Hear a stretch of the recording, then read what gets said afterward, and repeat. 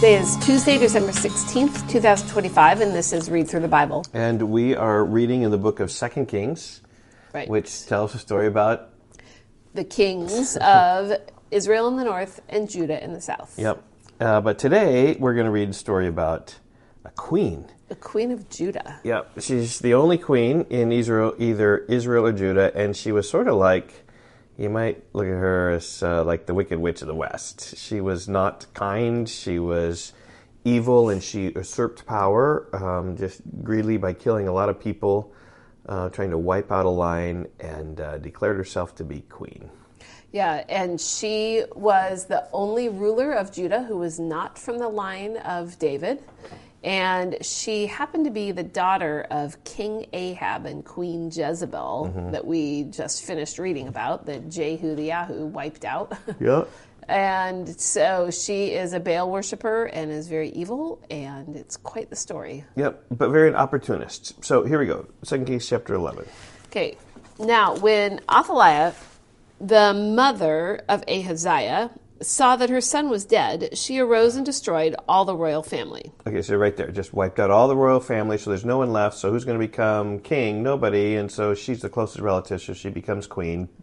But this next word in verse 2 is the key. But it did not work. Jehosheba, the daughter of King Joram, the sister of Ahaziah, took Joash, the son of Ahaziah, and stole him away from among the king's sons who were being put to death. And she put him and his nurse in a bedroom. Thus they hid him from Athaliah, so that he was not put to death. And he remained with her 6 years, hidden in the house of the Lord, while Athaliah reigned over the land. Yep, I've kind of been preaching on this. I've been preaching last couple of weeks on Matthew chapter 1, which speaks of the promises, the faithfulness of God, and the Davidic line was protected. Right. So just even in the story, just the hiding of Joash protected the Davidic line, so that even as much as she tried, Athaliah could not wipe out the Davidic line.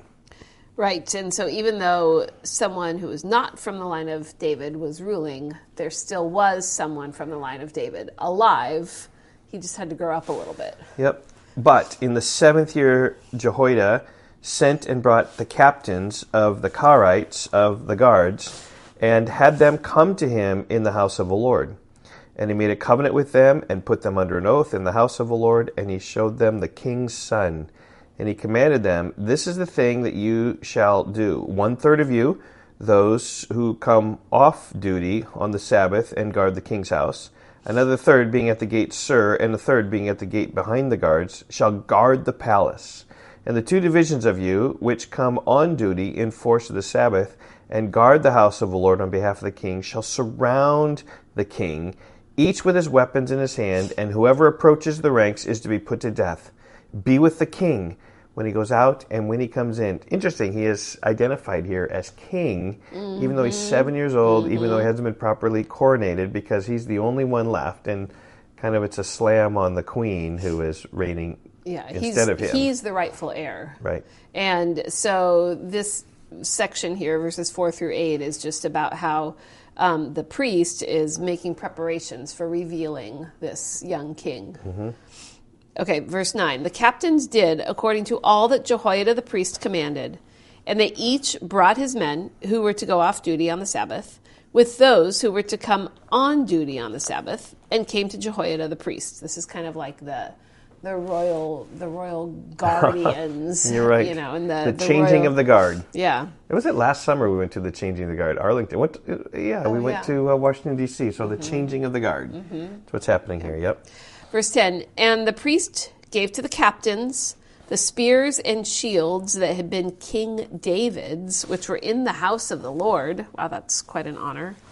And the guards stood, every man with his weapons in his hand, from the south side of the house to the north side of the house, around the altar and the house on behalf of the king. Then This is all in preparation for this. Then he brought out the king's son and put the crown on him and gave him the testimony. And they proclaimed him king and anointed him, and they clapped their hands and said, "Long live the king." They clapped their hands. I wonder if that was in unison or whether that was a big cheer, maybe. I think it was loud, whatever it was. Yep. And when Athaliah heard the noise of the guard of the people, she went into the house of the Lord to the people, and when she looked, there was the king standing by the pillar, according to the custom, and the captains and the trumpeters beside the king, and all the people of the land rejoicing and blowing trumpets. And Athaliah tore her clothes and cried, "Treason! Treason!" Just forget what she had done by killing all of the king's sons and the whole royal family. Then Jehoiada the priest commanded the captains who were set over the army, "Bring her out between the ranks and put to death with the sword anyone who follows her." For the priest said, "Let her not be put to death in the house of the Lord."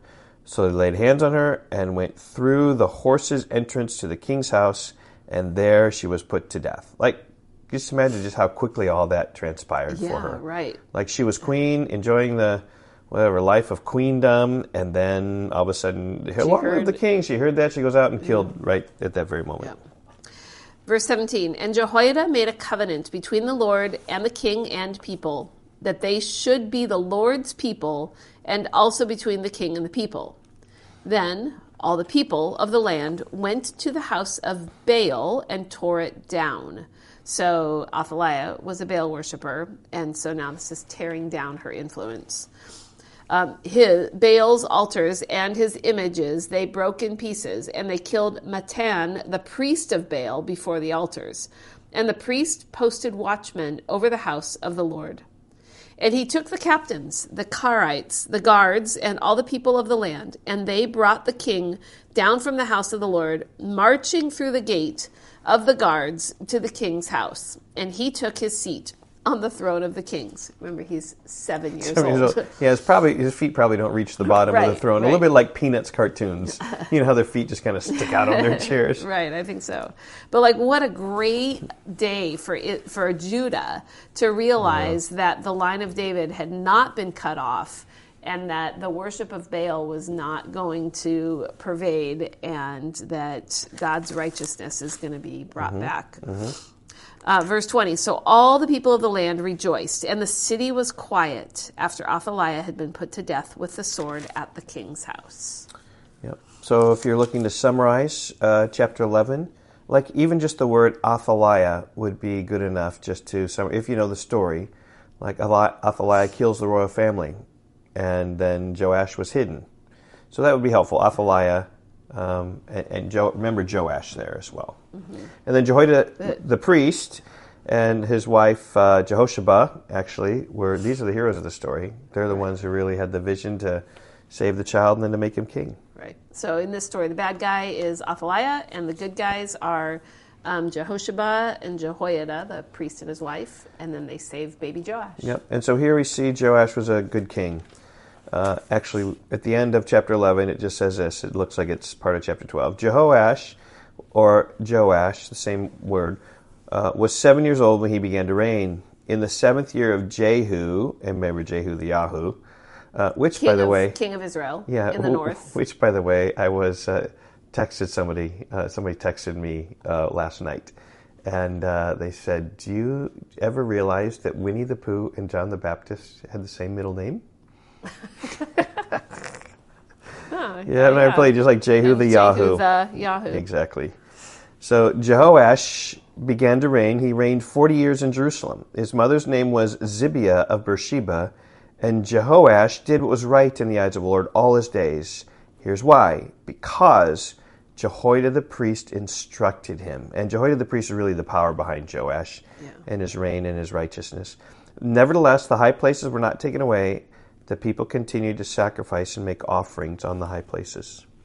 Verse 4, Jehoash said to the priests, all the money of the holy things that is brought into the house of the Lord, the money for which each man is assessed, the money from the assessment of persons, and the money that a man's heart prompts him to bring into the house of the Lord, let the priests take, each from his donor, and let them repair the house of the house wherever any need of repairs is discovered. So gather money and repair the temple. Yeah, we see this several times with the kings, the good kings. The good very kings first thing they do is they restore the temple for They get worship. rid of idol worship locations, and then they repair the temple. Yeah. But, verse 6, but by the 23rd year of King Jehoash, the priests had made no repairs on the house. Therefore King Jehoash summoned Jehoiada the priest and the other priests and said to them, "Why are you not repairing the house? Now therefore take no more money from your donors, but hand it over for the repair of the house." So the priests agreed that they should take no more money from the people, and that they should not repair the house. So this is like Someone else is going to do it, I think. big scandal. Then Jehoiada the priest took a chest and bored a hole in the lid of it and set it beside the altar on the right side as one entered the house of the Lord. And the priests who guarded the threshold put in it all the money that was brought into the house of the Lord. And whenever they saw that there was much money in the chest, the king's secretary and the high priest came up, and they bagged and counted the money that was found in the house of the Lord. Then they would give the money that was weighed out into the hands of the workmen who had oversight of the house of the Lord, and they paid it out to the carpenters and the builders who worked on the house of the Lord, and to the masons and the stone cutters, as well as to buy timber and quarried stone for making repairs in the house of the Lord, and for any outlay for the repairs of the house. But there were not made for the house of the Lord basins of silver, snuffer bowls, trumpets, or any vessels of gold or of silver from the money that was brought into the house of the Lord, for that was given to the workmen who were repairing the house of the Lord with it. And they did not ask for an accounting from the men into whose hands they delivered the money to pay out the workmen, for they dealt honestly. As opposed to these kings for 23 years, they didn't do anything. Right. Dishonesty. Mm-hmm. The money from the guilt offerings and the money from the sin offerings was not brought into the house of the Lord. It belonged to the priests. Verse 17. At that time, Hazael, king of Syria, we heard about him several chapters ago. Mm-hmm. He went up and fought against Gath and took it. And Gath is like the land of the Philistines near Judah. Mm-hmm. But when Hazael set his face to go up against Jerusalem, so it's nearby, Jehoash, king of Judah, took all the sacred gifts that Jehoshaphat and Jehoram and Ahaziah, his fathers, the kings of Judah, had dedicated, and his own sacred gifts, and all the gold that was found in the treasuries of the house of the Lord and of the king's house, and sent these to Hazael, king of Syria. Then Hazael went away from Jerusalem. So he paid him off to not attack, but with all these treasures. Yeah, not good. Not good. No. Now the rest of the acts of Joash and all that he did, are they not written in the book of the Chronicles of the kings of Judah? His servants arose and made a conspiracy and struck down Joash in the house of Millo, on the way that goes down to Selah. It was Jozachar, the son of Shemiah, and Jozabad, the son of Shomer, his servants, who struck him down, so he died. And they buried him with his fathers in the city of David, and Amaziah, his son, reigned in his place. So we hear that's the end of Joash. So, like even today, as you think about summarizing everything, just chapter 11 was Athaliah, and Joash was hidden. And then chapter 12, we basically have the rule of Joash. Mm-hmm. So both 11 and 12 are about Joash and Athaliah. Yep. And he began to reign and repaired the temple, but it wasn't so good for 23 years. And then he stepped in with the priest Jehoiada, and then they really repaired the house of the Lord. Okay, we will see you tomorrow in 2 Kings 13. Bye-bye. Goodbye.